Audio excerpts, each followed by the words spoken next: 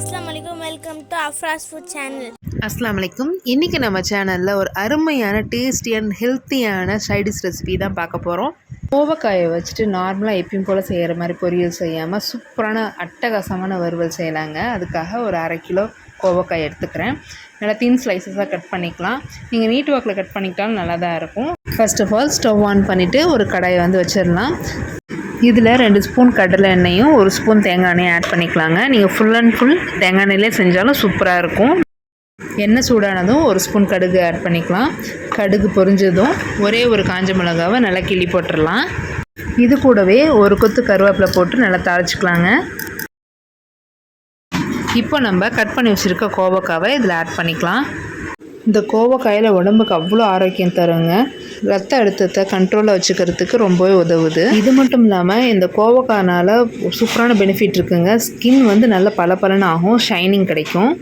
இப்போ ஓரளவுக்கு எண்ணெயில் வதக்கியாச்சு. இப்போ இதுக்கு தேவையான அளவுக்கு உப்பு சேர்த்திட்டு நல்லா ஒரு தடவை வதக்கி விட்டுடலாம். இது கூட காரத்துக்கு தேவையான மாதிரி ஒரு 2 ஸ்பூன் மிளகாத்தூள், தனி மிளகாத்தூள் சேர்த்திக்கலாங்க.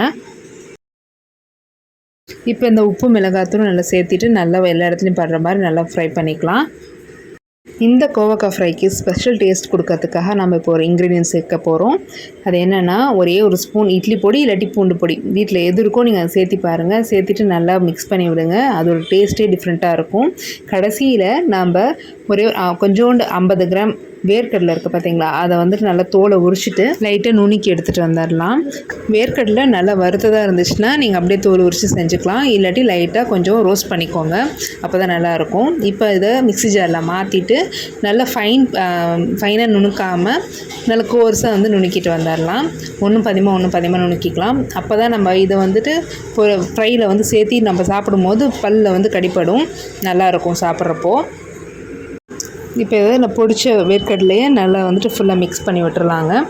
மிக்ஸ் பண்ணி விட்டாச்சு, அவ்வளோதான். நம்மளோட கோவக்காய் ஃப்ரை சூப்பராக ரெடி ஆயிடுச்சு. சாம்பார் சாதம், ரசம் சாதம் and especially most perfect combo எதுக்குன்னு பார்த்தீங்கன்னா தயிர் சாதத்துக்கு அட்டகாசமாக இருக்குங்க. இது கூட வச்சு சாப்பிட்டு பார்த்தீங்கன்னா அவ்வளோ யம்மியாக இருக்குங்க. நீங்கள் கண்டிப்பாக ட்ரை பண்ணி பாருங்கள். ட்ரை பண்ணி பார்த்துட்டு எப்படி வந்துச்சுன்னு மறக்காமல் எங்களுக்கு கமெண்ட் பண்ணுங்கள்.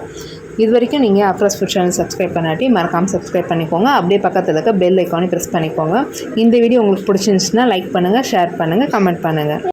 காய்கறிகளே சாப்பிடாத குழந்தைங்க கூட இந்த மாதிரி நீங்கள் செஞ்சு கொடுத்தீங்கன்னா ரொம்ப விரும்பி சாப்பிடுவாங்க. இதை கண்டிப்பாக ட்ரை பண்ணி பாருங்கள். ஜஸாக்கல்லாஹு ஹைர்.